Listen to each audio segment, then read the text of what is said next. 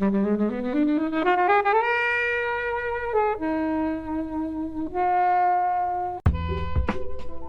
felt like they were like someone was trying really hard to film a really gritty episode of EastEnders, and they've ended up with this. Every time I watch it, I feel like I start off hating it. By the end, I'm kind of like, yeah, maybe like aristocracy is bad. Russell Crowe, Hugh Jackman, Sacha Baron Cohen, Anne Hathaway, Eddie Redmayne, Amanda Seyfried, Helena Bonham Carter. Like, there's a big cast. None of them can sing. But when he kills himself, it's really funny. It's really funny. Hello, everyone. Joining Flixwatcher today, we have Sam. Hello. Josh. Hello. And as always, Kobe. Hello. And we're going to be talking Les Mis.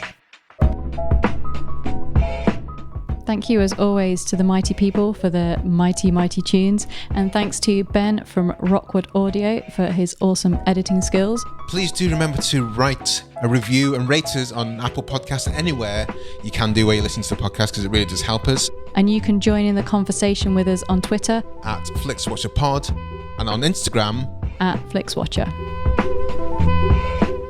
Hello, everyone. Thanks for listening. This is Flixwatcher Podcast, and our guests today are Sam and Josh. If you could please say hello and tell the listeners a little bit more about who you are and what you do, please. Hi, I'm Josh. I'm one half of the truly Happily Madison podcast, a podcast dedicated to the entire filmography of Happy Madison Productions from 1999 to current day, which I co-host with Jack Gregson.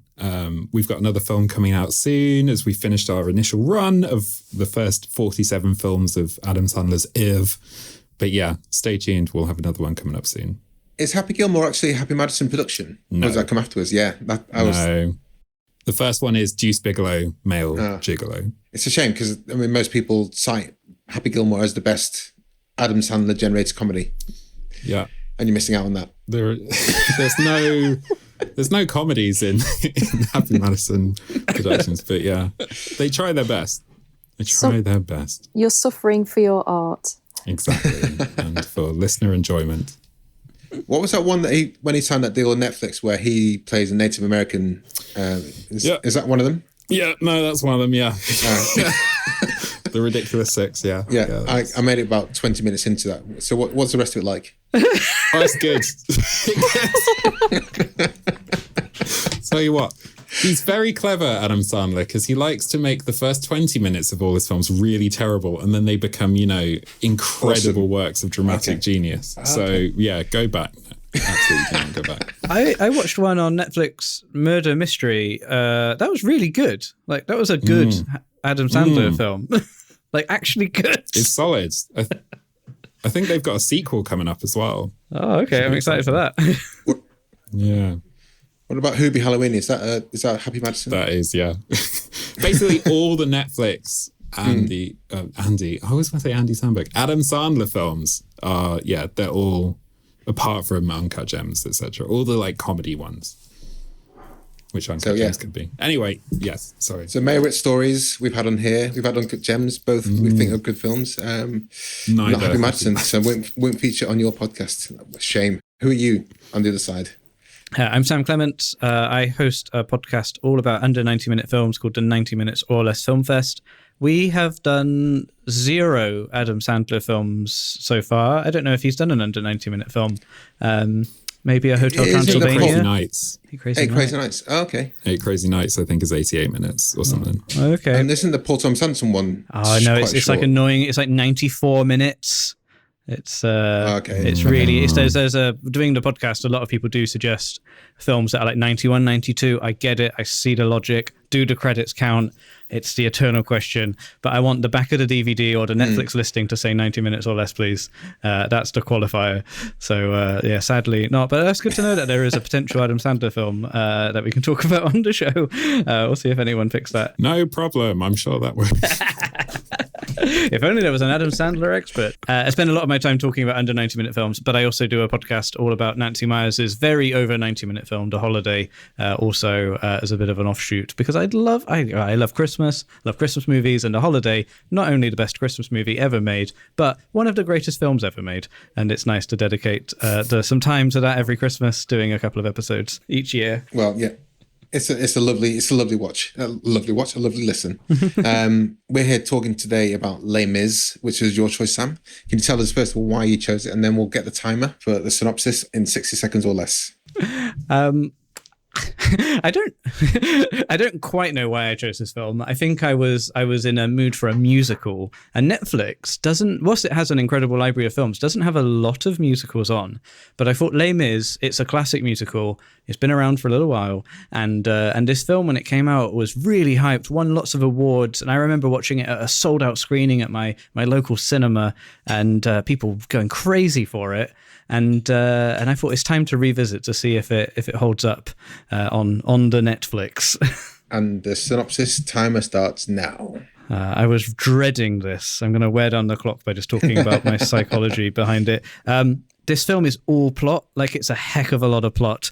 So I'm going to give it a go. Basically, there's two guys, right? Two buddies, two bros. They're not. They hate each other. It's Jean Valjean, played by Hugh Jackman, Wolverine himself. He's a prisoner. He's freed by Javert, who's played by Russell Crowe, he's something in this movie. He's a police officer or a police inspector, and they kind of have this drawn-out relationship over the years. Jean Valjean becomes a mayor, he owns a factory, he adopts a child, Russell Crowe's following him around like Snoopy, and it ends in a nice big sing-song in the street in Greenwich. I think that's about the plot.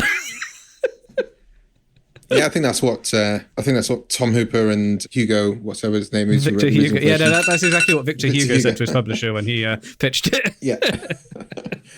What's the synopsis? This film is just so much plot. Oh, it goes on. Yeah, it is. There's probably like 4 lines of dialogue which is spoken properly, and that I know puts a lot of people off. Does it put you guys off? Helen, you said sing your dialogue. There's a lot of singing in this. There's like 2 hours and 37 minutes of singing. This is a lot. I haven't seen the stage. I don't really have any. This is my only entry point into Les Mis. And there's a lot of close-ups. That's one thing. Like, if you're a director and you think, right, musical, something that happens on stage, where how can I bring the wonders of pure cinema and make it the best experience ever on screen? I'm just going to do loads of really close-ups of people's faces. Yes. That's it. For a long time. It reminds me so much of, what is that film? The Revenant. Like the shaky cam, like fisheye that they keep sticking into like Russell Crowe's haggard face is just, it's wonderful. I think it was hard to be French at that time. I mean, no one's French in it, are they? It's hard to be French. There definitely is like I think in the 2010s, there was this sort of Revenant aesthetic, you're right, where everything was like quite grey and brown, and there was like one colour that might be sort of like, it's blue in this film. Like they'll pick out the blues in the grade, and they're trying to make it look really gritty and lived in. But then also like it's supposed to be a little, it's supposed to be a musical, and it sort of feels like the way it's shot is really counteracting that stagey kind of experience that you're supposed to have. It felt like they were like someone was trying really hard to film a really gritty episode of EastEnders, and they've ended up with this. I don't mind the close-ups, because I think the difference between, I think it's actually taking advantage of the medium, because some of my favorite shots in cinema history are when like you zoom in close on people's faces, you can really see them like thinking, and it can do that. And I think some of the criticism of this version of Anne Hathaway's version of Fantine when she's singing "I Dream a Dream," because she's not on the stage. She really belts it out. You see Susan Boyle. She really belts it out in front of that X Factor or whatever it was that she did it. But Anne Hathaway's version, she's like, because that story is like, that song is like really sad, and because she can be really close in on there, she can actually sing it in a way that makes sense to the song. So I actually quite liked the choices that they made in some cases. But I know that sometimes when the camera's right in Sacha Baron Cohen's face and he's moving along at like 20 miles an hour, then I can understand why that's a bit like, what's going on here exactly? And you don't have an orientation of where they are in the scene. But I think sometimes, when for that one scene particularly, I thought it was really appreciated being close on Hathaway's face and her singing a lot more softly than the stage version. I have seen it on stage. Has anyone else seen it on stage? No. No, the film was my... It's like you're thinking, have I seen it on stage? No. I feel like I should, because it's one of those really long-running shows. That's always incredibly popular, and they have some high-profile casting from time to time, and all sorts. I think just before the pandemic, there was a spin-off show on stage, which was just the songs. It's all songs, which was just the songs of a celebrity cast, including Matt Lucas and a bunch of people, Alfie Boe, and things. So, and it was in the theatre next to Les Mis, which is really odd. I think Les Mis was closed for renovations, so they sort of did like the greatest hits next door. But yeah, I feel like I should. As someone who lives in London, it feels like I'm losing London points by not having seen Les Mis. Yeah, it does feel like a rite of passage. I think it's one of those things that's like Rocky Horror Picture Show. It's like on somewhere at all times. And if Rocky Horror Picture Show isn't on at a cinema or this isn't on in a theatre, then something's wrong with the world. Yeah. Oh, I haven't seen the show, but I have seen star of the film Hugh Jackman's one-man show at the O2, where it's like an audience with Hugh Jackman, and he sings some of his greatest hits, including a couple of songs from Les Mis, mostly songs from The Greatest Showman, but a couple of songs from Les Mis, and a few I was other there things. that night. You were there. Oh, were you? Oh, amazing. Yeah, it was. Because we did the thing of like Instagramming. We were at the thing, and we were like, yes, we're at the same thing at the same time. That also happened with Ron Swanson, man. Oh, yeah. We've got to stop meeting at famous men's shows in London. Back to Les Mis. I mean, Josh, what were your thoughts on it generally? I start off, every time I watch it, I feel like I start off hating it. And as it goes on, I still hate it. But I get into it. I get into it in a way that by the end, I'm kind of like, yeah, maybe like aristocracy is bad. Maybe poverty's bad. I've been changed. This is feeding into the modern day billionaires and like the Bezoses of this world. Exactly. But, there's a lot of aspects of it I hate, but there's a lot of things that are just like, it's quite fun. It's quite fun. I know this is going to come up at some point. I like Russell Crowe in this film.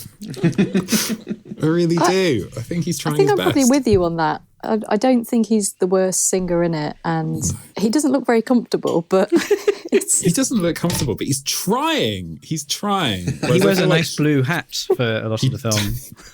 He wears a nice blue hat. He has that bit where he looks through the window and he's all sad and confused. The meme. The bit that I always forget about is this is very late film, but when he kills himself, it's really funny. It's really funny because it's this really horrible, like, oh, I can't go on, my morals, like, who am I if I don't believe in the rule of law? And then, like, I get it. And then he jumps off. And then Tom Hooper just decides to cut to this wide shot of a dummy just slamming into him. It's like the scene from, Titanic. It's like the Titanic hitting the propeller or like the Midsummer hammer. Like, just like, it's incredible. But... It's like early bad staged stunts in Hollywood. No, I don't. That's one of the biggest things I heard was that Russell Crowe sings really badly in this. But I thought, is he singing that badly? No one's singing. I don't think anyone's got an amazing songy voice, and that's I think apart from Anne Hathaway in that one song. I mean, Sacha Baron Cohen definitely, he's not trying to sing. He's just doing some kind of thing. So I didn't think it was about that. And I think because Jean Valjean Javert is the bad guy essentially in this. So if he's singing a bit gruffly, I was like, that kind of makes sense to me. I don't know. Apparently, because obviously I didn't realise this, but they're actually singing, which just sounds like really extreme. So because they were singing properly, they weren't allowed any alcohol throughout the whole filming, and apparently Russell Crowe quite struggled with not having access to alcohol for this, and so did what's the chops, the young girl. No, Cosette. it was- Amanda Seyfried. yes, Amanda Seyfried, because Courgette. Those were the two who struggled with it. What about Gavroche? Was he? So that's was probably he? why he was a bit grumpy. Fucking Gavroche. He's my most Which one's hated part of the Gavroche? film. He's the little fucking child. Is the kid? Oh yeah. I'm glad. When he dies, you're I'm like, s- yes. Yes, you're like, fucking yeah. Why didn't you take him down in the first shot? Glad it generated some empathy towards the child character in the It is a bit of a mad cast, though, isn't it? It's just very up and down. Like, I think Eddie Redmayne is completely miscast and sings a bit like a Muppet. Yeah. Hugh Jackman, apparently he went for without water for 36 hours so he could kind of achieve the kind of like shrunken eye look. And Anne Hathaway refuses to talk about how she managed to lose the weight for her role because it was too extreme, and that is her real hair. I mean, this just It's online. No, it's online. is it online now? Yeah, I know she didn't want to discuss it because she didn't want other kids to emulate what she did. But yeah, it is online as to what she did. Google kids. Find the link in the show notes for the Anne Hathaway diet. Yeah, you've got Anne Hathaway being like, I won't talk about it because, you know, it would be so terrible. And then you've got Christian Bale out there being like, I ate an apple and a can of tuna, kids. This is what you can Is that do. what he did for the machinist? Yeah, for the machinist. I love how big the cast is, though. They have Russell Crowe, Hugh Jackman, Sacha Baron Cohen, Anne Hathaway, Eddie Redmayne, Amanda Seyfried, Helena Bonham Carter. Like, there's a big cast. None of them can sing. Well, Hugh. That's it. I mean, Hugh. We've seen Hugh sing, and he's in The Greatest Showman. He can sing really well, and I've heard him singing live, and it's like he's good. But that's something about some musicals. Do you really need to sing like well? I don't know. I think enthusiasm is mostly what you need. Like, Yeah. you can ride on enthusiasm, and I feel like Hugh has made a career out of riding off the enthusiasm. 100%. That's what he can do. That's why I think he's one of the worst singing people in this film. It's just like, you can tell he's really proud of himself, and it's just extremely mediocre. But it really works in The Greatest Showman because it's all about like panache. But if you're trying to do like, I'm a guy who's bitter and then hiding or whatever, it just doesn't make sense to have that big bravado kind of belting singing, maybe. But He's always big. You're right. He's also like really enjoying it, even though he's like, I'm an oppressed prisoner. He's enjoying that. He loves it. He loves pulling that giant boat in or picking up the flagpole. He did. His favourite things. yeah, He it's was incredible. picking up the flagpole, giving himself away by picking up the wagon. That's the only way. There's only What a one mistake it's a strong man maker. in France. Yeah. There's only one. That was quite funny. That was Russell Crowe's character is an inspector, I think, in this. So that was him doing some good inspecting. Wait a minute. I A knew a mayor guy wouldn't who- pick up that cart like that. I knew a guy who had your face and was also strong. Yeah, was it not the face that gave it away, Russell, or was it? Saw a guy pick something up once. 8 years ago, a man picked up something just like you. He really hates it when people play marbles around him. He just cannot stand it. I find myself, I was mesmerized by this film. I got to be honest. When I first watched it, I was just like, why do I love it in a way? Because it's nonsense. When Gavroche comes on the screen, I'm instantly irritated by his voice. But also, I'm also like, after that song finishes, like, oi, everybody, my name's Gavroche. I'm like, it's completely nonsense. And literally, that my Spotify best of the year, whatever it's called, was Les Mis soundtrack after that. Because I could not get enough of it. And when this was nominated, I was like, I need to listen to that soundtrack again. For me, actually, the soundtrack in isolation is probably better than the film. Because I think you get everything you want from it without having to pay attention to the screen. But I, in spite of myself, I can understand why people don't like musicals, because when you think musicals, you think this. And it's hard to take in, but also for me, it's just like, it had me at hello, it had me at 24601, it had me at the no, I stole a loaf of bread. And I'm Javert. Like, why is this working? And that guy who gives them all the silver, and says I you do didn't like take that enough. bit. That's nice. It's very nice, but I'm still like, I don't know why I'm taken by this film. It's a magic trick. I think it's a magic trick. Have you seen any of the other versions of Les Mis? Like, I remember a couple of years ago, the BBC made a drama version. Like, every so often people try making dramatic versions that are based on just the story. It was only a couple of years ago. I haven't seen it because I knew it wouldn't have the singing. Yeah, so no one has. Because do you want to see? Do you want to see a story without singing? No, because it's fucking. They should have called it More Miserable. Is there anything else, guys, want to say before heading to the scores? I think you guys all enjoyed it more than me. Like I really sort of regretted picking this. You know, I thought it'd be a fun night out of the theatre, guys. I thought I'd have to come on here and apologise, but I'm glad you all found some enjoyment in it. Yeah, I don't know. I think for me, it's Tom Hooper's second best musical. That's my hot take.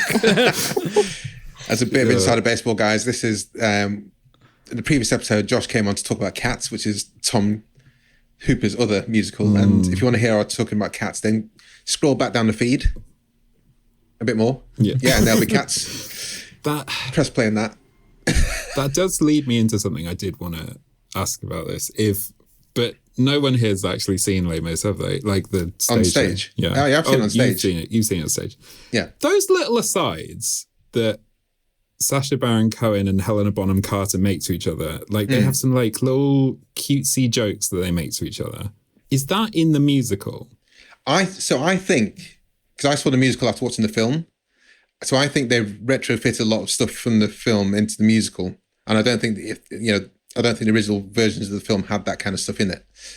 In the same way, when you get the novelization of books, or books change, books that existed before the film are changed like to match the film a bit more, so people get that. So I think I don't remember it not being in there, but I think a lot of the film changed, a lot of the stage show changed to incorporate that stuff in there. I didn't write down the exact lines, but it reminded me so strongly. Is it like the courgette bits and things like that? That kind of stuff, but also it reminded me so much just because we were just talking about it there on this episode, talking about Cats. The weird little insert shots that they have of Rebel Wilson talking to, I think his name's Robert Fairchild, who plays Monkey Strap, and it's just like they just left the camera going on them, and they say things like about Jason Derulo. They're like, "Oh, maybe he just got neutered," and it falls completely flat. And I'm just wondering if Tom Hooper has no idea what comedy is and thinks that every musical needs like a weird little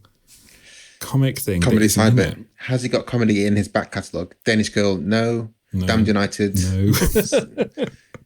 Well, with that, guys, let's head to the scores.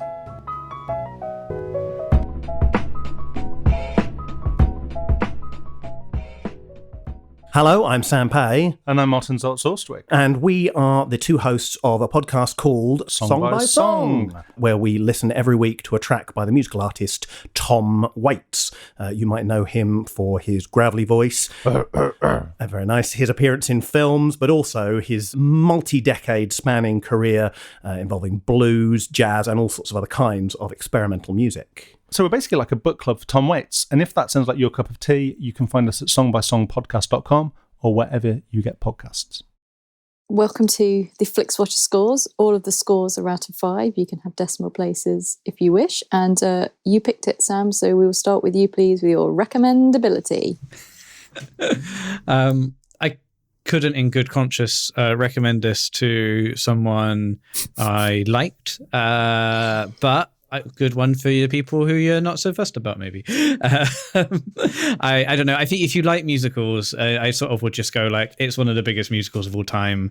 Go and watch it. But for your person on the street, maybe there's other things on Netflix I'd recommend. There's other Tom Hughes musicals on Netflix I'd recommend. I think recommendability for me, this is like, it's a specialist subject. You know, if you like musicals, it's fine. It's a 2 out of 5 for me on that one. Yeah, same. Although maybe rising to a 3 out of 5 if you have a friend who really hates annoying kids, you can then be like, don't worry, one gets shot and killed. There we go. 3 out of 5. This like made millions at the box office, like millions and millions. So I don't know. I mean, if you want to see Anne Hathaway looking a bit like an upset sexy mouse and singing, then this is the film for you. It's very long. There's a lot of singing in it, and I think if you love the musical, you're probably going to love this. I can't believe that I'm saying Cats is much better than this. I never thought I would be saying that is the better to go and see. I'm going to give it a 3 though, because people do love it, and I guess if you've maybe grown up with it and the songs, then you're going to enjoy it. But it's just not directed very well, I think, is the main thing. It's just very bad. So what was your score, sorry? 3. I'm going to go 3.5. I think it's a hard sell, because it is literally singing for a long time, and a lot of it's quite bleak. And I think towards the end it does drag. And this is why, in spite of myself, I don't know why I'm enthralled by it and the soundtrack. It's a really strange one. But I think it'd be a hard pill to swallow for a lot of people. Repeat viewing score, Sam.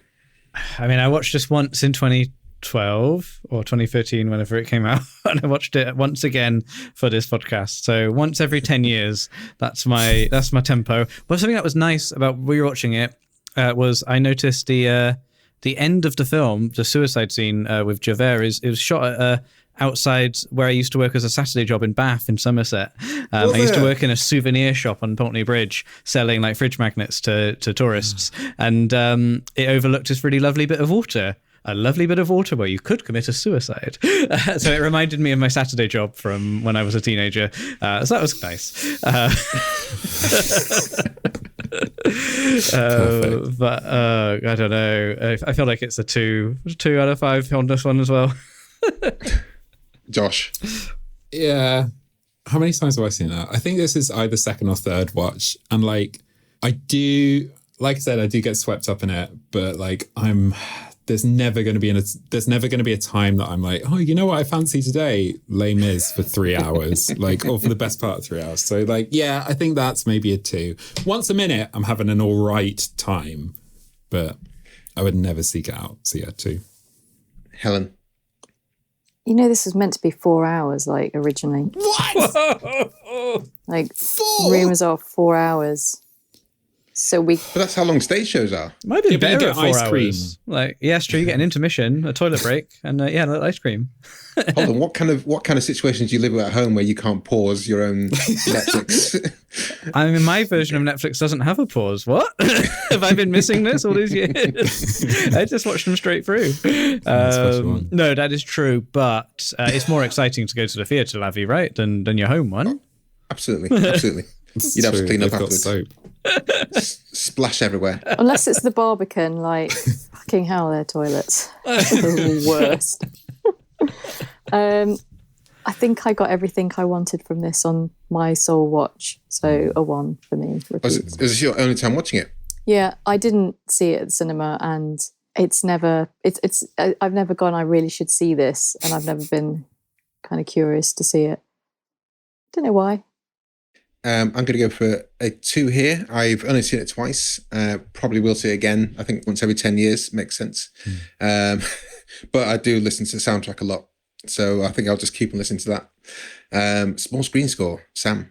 I don't know. I think I enjoyed this as much on the small screen as I did at the cinema. So I guess that's quite a good small screen score. Yeah. I think it works just as fine at home as it does at it's not like a big sing-along type thing like Rocky Horror Picture Show. You're not dancing in the aisles for Les Mis, I don't think. Although maybe you are when you're just listening to the soundtrack. I'm going to go 3 out of 5 for this one. I sort of feel it kind of works fine either way, or doesn't work fine either way, depending on how your outlook on life. Josh. Yeah, I think a 3. I think a 3 is right.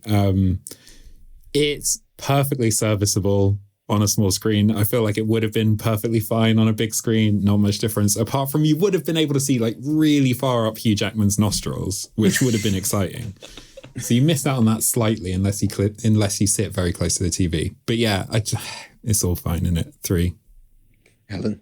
I think the reason I would have wanted to have seen it at the big screen is I would have wanted to see who these people are who were going to see it repeatedly again and again. Like, who are these people? So you wanted to not just go to cinema once, you just wanted to stand outside the room and like tally the people. Have you been before? Is this your second time? You get a club card stamp when you go and see it. Sick viewing free. Yeah, you get some baguette with it or something. It's interesting what people go back to repeat view films about for, isn't it? Because I mean, that's why The King's Speech was so big, because people who did go to cinema went to see it because they thought, the King, but also people watched it multiple times, and like Titanic was huge because people went to see it loads of times. This for me, it is interesting. Most Marvel films I've seen at least twice in the cinema, because why the fuck not? Because it's better. But yeah, this to go see it twice in the same run, I don't know. I think if you like the soundtrack, it's like going to see your favorite band, and I think that's why people go to watch it multiple times. Like I want to go and hear the songs again on the big screen whilst I still can. Last chance to see. I think that was maybe the compelling reason, but it didn't resonate with me. Small screen score, Helen. I can give it a 5. I think it's fine on your home screen. I don't think. Yeah, I mean, would people sing along in the cinema on this one? It kind of feels that the songs, to be able to sing along to it in the cinema, like you'd really need to belt it out, because it feels a bit like that. So yeah, 5. Watch it at home and sing along if you want to. I could definitely imagine Prince Charles coming on and doing like a fancy dress, Les Mis. And I think the people who get to will be more the drama kids, though, rather than just the people who come off the streets thinking, Pitch Perfect, sing along. Yeah, I'll have a go. I think it'll be a different crowd, but I'm sure they'd still get a bunch of people who'd be interested in doing it. I totally enjoyed it a lot more in the cinema than I did on the small screen, so I'm getting it for 2.5. Engagement score, Sam. So I watched the whole thing. I was sort of, I was doing a lot of thinking about my life choices during the film, but I didn't have to pause it or sort of, wander off or anything during. I think once it starts, it is quite a compelling watch, but maybe not for the reasons the filmmakers intended there. And I also think because it is a really star-studded cast over a long period of time, and some people aren't in it for a whole bunch, and some people don't come in it until later on. There's always something new to entertain you, and the time jumps, and Russell Crowe's uniform changes slightly. That's quite juicy, that stuff. So maybe a 4 for that one. Just didn't really enjoy the movie as a piece, but I think it was reasonably engaging to watch, if not for just the anticipation of how haggard Hugh's going to look in the next scene. Josh? I agree. I think it's really engaging. Like Tom Hooper's vision of creating such a rich fantasy world of France it's like fantasy world, isn't it? It's just wonderful. It's like going to Café Rouge. Yeah. Exactly. You're completely right, Sam. It does have all those different sections that sort of drive you through the film, and for me it's when's Javert going to show up again? That'll be nice. Or I wonder what Josh is standing Javert. Yeah, I love Javert. Or which Helena Bonham Carter character has Tim Burton lent out to this film today? It's just. Yeah, but I did have to watch this film over 4 viewings because I have a very terrible attention span. And yeah, I did feel a slight betrayal, Sam, when I saw that you were being courted for this film and you chose the longest possible film on Netflix. So yeah, I don't know. Engagement score, I think a 3 again, because, bad, but I will sit through it. I will. Helen, bad, but we'll sit through it. It's quite an exhausting watch. It's quite exhausting watching it. I mean, it's really miserable, and it's really hammy as well. But you kind of get through it. 3. I think for engagement for me. I'm going to go for a bit higher. I'm going to go for a 4.2. And that is at the end. I think it does really drag after Cosette, and after 24601 saves Cosette's betrothed, I can't remember what his name is, Eddie Redmayne, then it kind of keeps on going for a bit longer. And I'm just like, I don't care that much anymore. Once Gavroche is dead, once the barricade's been taken down, it just kind of peters out for a while. But up until that, up until Gavroche gets shot, I'm in it. Highlight, that's the pinnacle. They also never get into like how every single wound on Eddie Redmayne's body is irreversibly infected after Jean Valjean throws him, like fucking yeets him into a sewer. Like, it's for his own maybe good. it's just no way. Yeah, I mean, that was quite gross. All fine. Anyway, that gives an overall score of 2.88750. I am astonished that this scores lower than Cats, but that's how our scoring system works. Well, there you go. Oscar-winning Les Mis scores less than Cats on Flixwatcher Podcast. The people just don't know what they're talking about, and we clearly do. Yeah, exactly. Do you hear the people saying, "Don't give a shit"? Guys, Josh, Sam, can you sign off by telling everyone where we can find you online, and we'll say goodbye to everyone listening. I have been Josh, and you can find me on Twitter, Instagram, Letterboxd at PAPSBY, that's at Papsby, that rhymes with Gatsby. And you can also keep up with the podcasts that I am sporadically doing with my co-host Jack Gregson at True Hat Mad on Instagram and Twitter. I've been Sam. You can find me on Twitter at Sam_Clements, and my pod endeavors at the 90 Minutes or Less Film Fest. And you can just find it on wherever you're listening to this. Type in 90 Min Film Fest or something along those lines. We will not be talking about Les Mis because it's about twice as long as a 90-minute film should be. But maybe there's other Russell Crowe and Hugh Jackman films we can find. We will see. And if you do like long films, do check out The Holiday Season, because that is a very lengthy Christmas romantic comedy, which we've been talking about on that show. I've just followed. I need to up my game on Letterboxd this year. So Josh, I've just followed you. So yeah, I need to start tracking my films better. I'm going to start following you and commenting on the films that you watch. Well, I might not do that. I'm obsessive about it. I got addicted to it last year. I love it. It's unhinged on there. Well, thanks so much, guys, for joining. It's been a pleasure talking about Les Mis again. Cool, thanks for having us. Thank you very much. Thank you so much. Thanks for coming on. Bye. Bye. Enjoyed this episode of Flixwatcher Podcast? Why not leave us a 5-star review on iTunes? You can also follow us at FlixWatcherPod on Twitter, and we're at FlixWatcher on Instagram. Thanks as always to the mighty people for their mighty tunes, and Ben from Rockwood Audio for his awesome editing skills. If you're looking to get your podcast edited as sweet as this, get in touch with Ben, and that's Rockwood, ROKK Wood Audio. Tell him Flixwatcher sent you.